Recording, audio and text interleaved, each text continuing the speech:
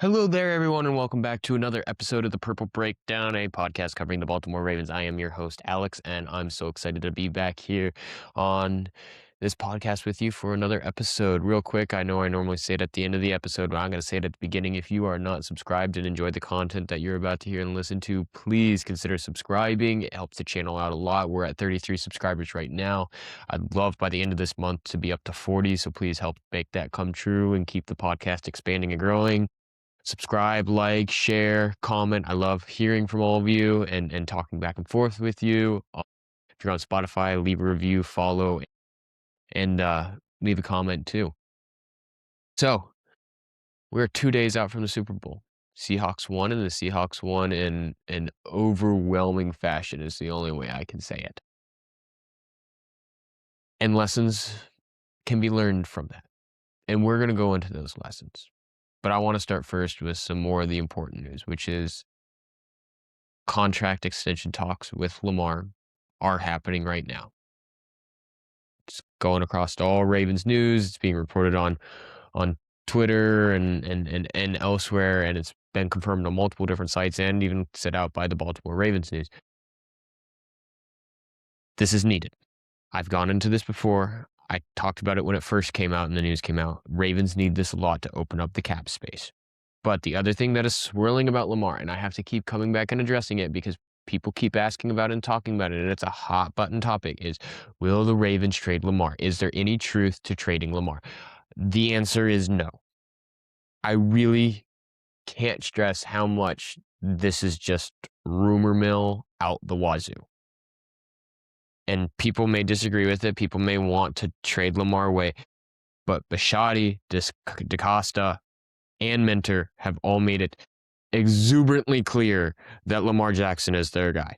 Declan Doyle likes Lamar Jackson. Lamar Jackson was involved in the hiring process of all these of the head coach and the offensive coordinator. Lamar Jackson is in contract extension talks. People spread these rumors because they want something to talk about. Lamar is the Ravens quarterback, and he is not going anywhere. And that's the end of it. And I really wish that these rumors would stop coming out. And I know they're not because people just want something to talk about and they want to put Lamar, a 2-time MVP, against the Ravens. And, oh, it sells news. It's rumors. How many years have the Ravens gone through this with Lamar where it's been, oh, Lamar wants out. Lamar wants this. This isn't just going to happen. They're going to go away from him. And it never happens. And it's not going to happen. It's just rumor mill.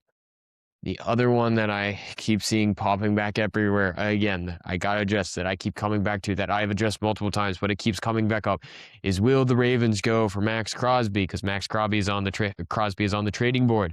And the Ravens are a possible landing spot for Maxx Crosby. And as much as I think Maxx Crosby would love that, he has a $35 million contract, which is a massive contract, which is what something DeCosta even talked about in the few weeks ago with the press conference where Bisciotti and DeCosta both came out and talked about it. I don't believe Maxx Crosby is coming to the Ravens. It's not a trade that I think the Ravens want.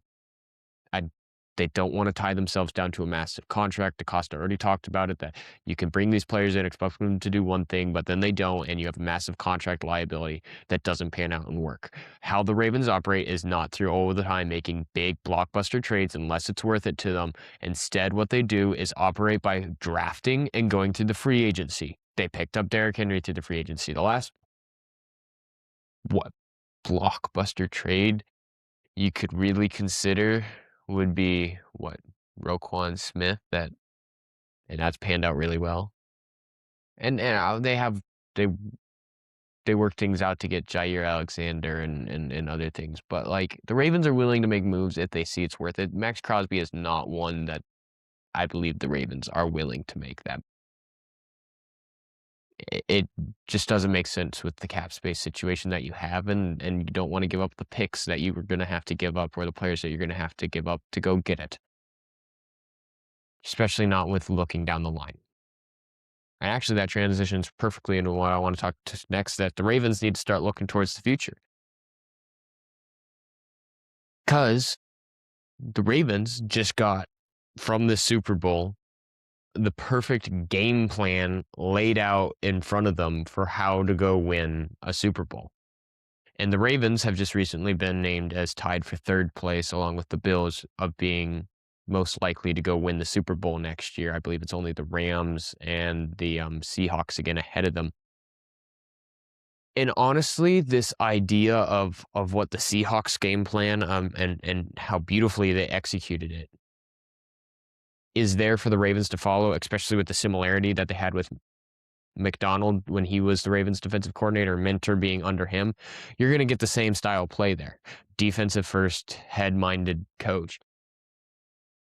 But I'm not going to say this is the only time that the Ravens have seen this style of blueprint laid out for them. This was laid out 2 years ago when the Eagles beat the Chiefs. They did the same exact thing almost that the Seahawks did to the Patriots. And there's things that the Ravens can take away from this. And I think the Ravens are already designing their team around such a way to replicate what the Eagles and the Seahawks have done. And the first thing that the Ravens are taking away from this is high power offenses are great, but what wins you a Super Bowl is the defense. It is what has won the Ravens in the past lots of games and always made them contention talks for Super Bowls. And their first Super Bowl was a defensive mastermind. Their second one, I will fully say was, ooh boy, was a lucky one against the 49ers and holding out. And there's a reason that year had multiple miracles within it.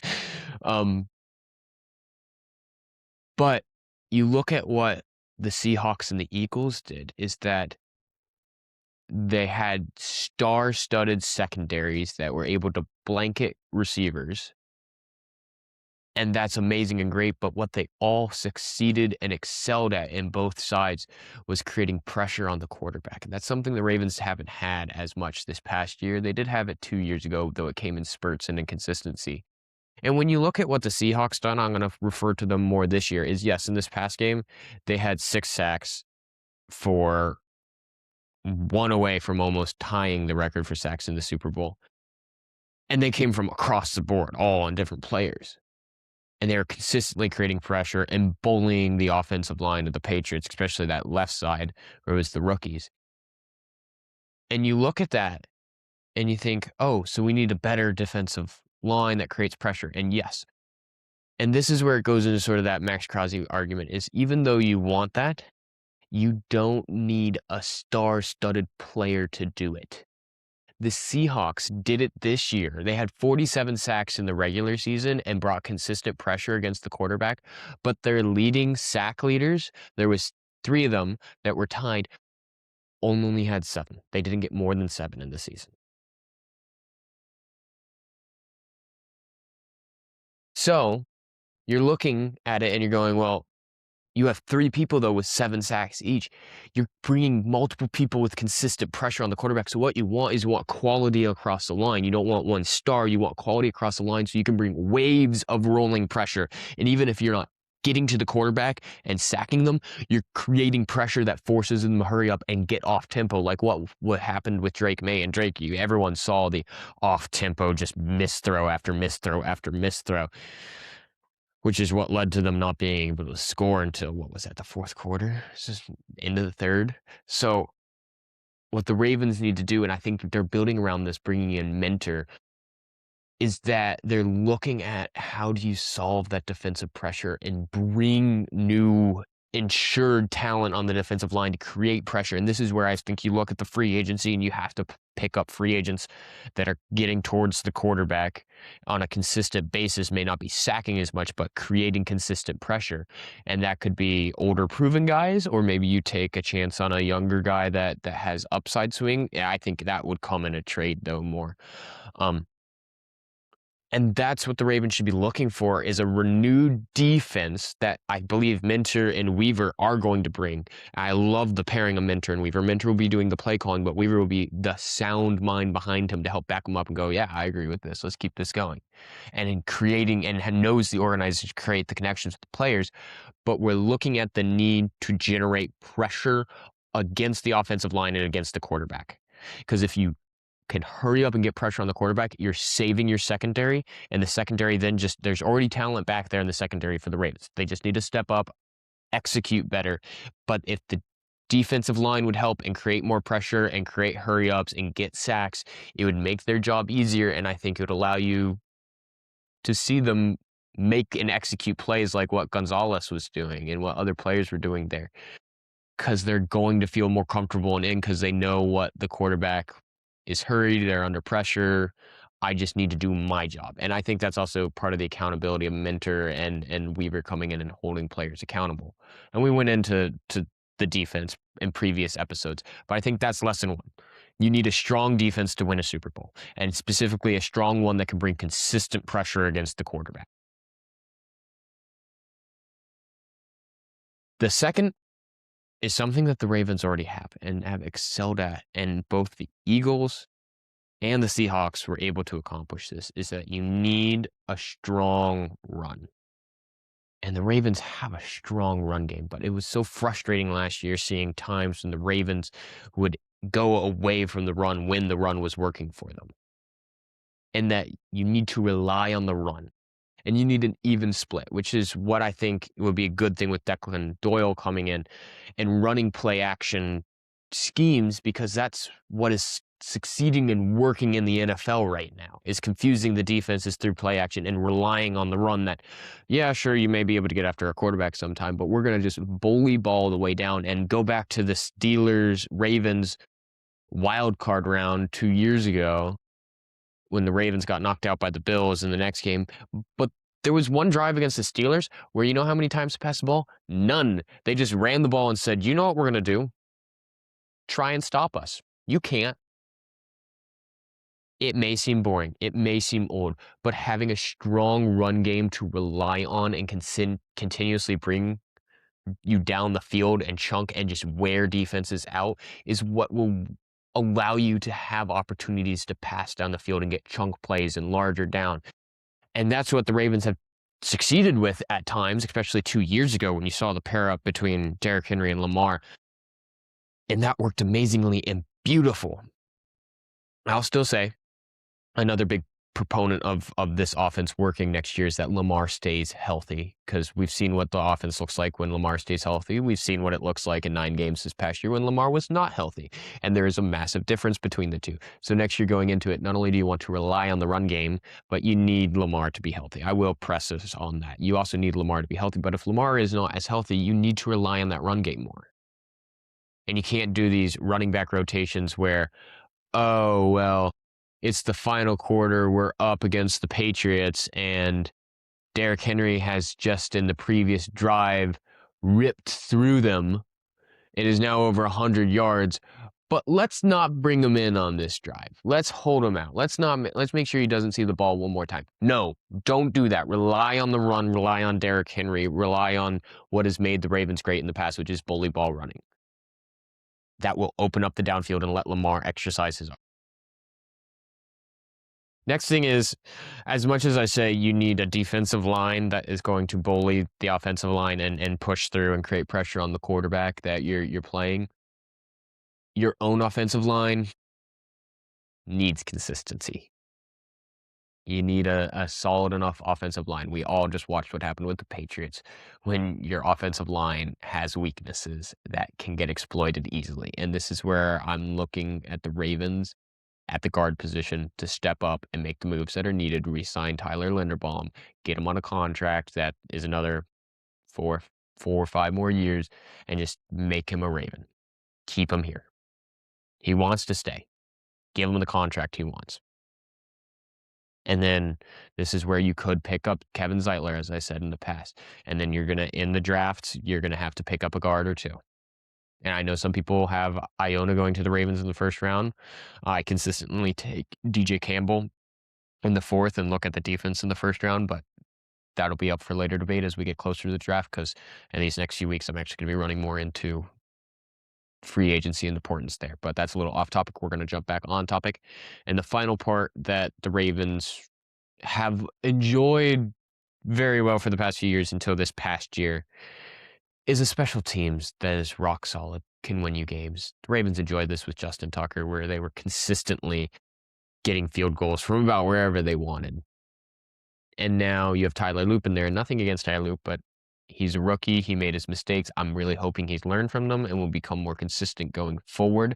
But you always need to look there and be looking for the kicker that will be the best for you and as special teams that can always continuously execute. And I know you're looking at me and saying, well, duh, Alex, this is all obvious. I would hope so.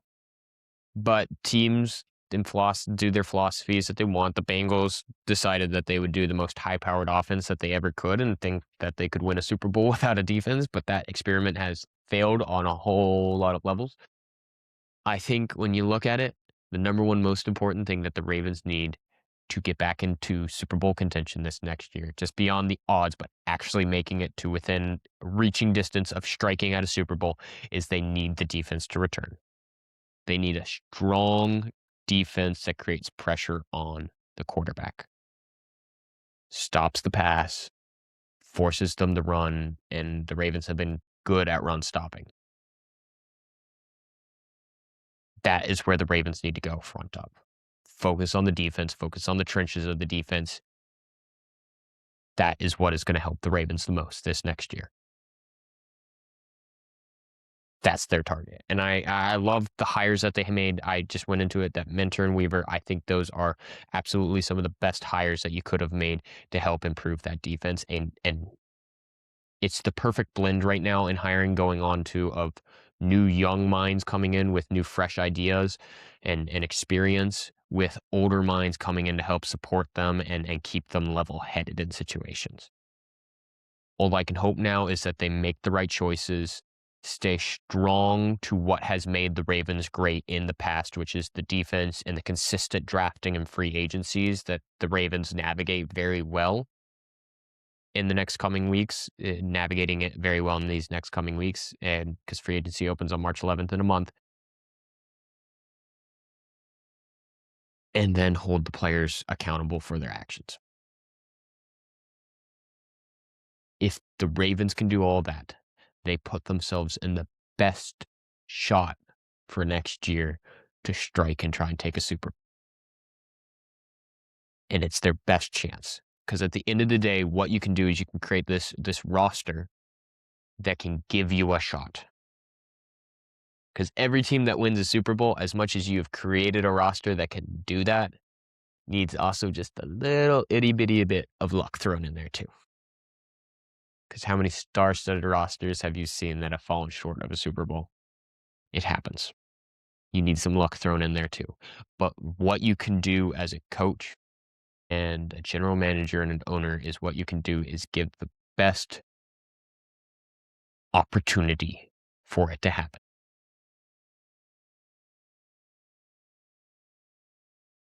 I know it's been a little bit of shorter podcast than recent ones in recent times, but that is all I have for today is going and analyzing that Super Bowl and the news on Max Crosby and Lamar Jackson and going forward what the Ravens could be looking at to do based on this past Super Bowl, which is honestly, it's a replica of what the Eagles did to the Chiefs. And the Ravens need to go forward and follow that. That is going to be the recipe for success for the next few years. Defenses win Super Bowls. That is all I have for you today. I'd like to thank you so much for joining in, and I'm going to repeat it again. If you are not subscribed, please do consider subscribing. I'd love to make it to 40 subscribers by the end of this month. Like the video, comment. Love hearing from all of you. We'll continue to comment back and talk. It's so fun and engaging. If you're on Spotify, follow, leave a review, leave a comment. I'd like to thank you so much for all joining in. I'm looking forward to this off season for the Ravens and all the moves that will be made. It'll be a fun time. I'm going to cover through the whole summer. I'm not taking any breaks. We're going to keep going every week by week. I can't wait to talk with all of you again on the next podcast, and have a great rest of your day, and I'll see you all next time.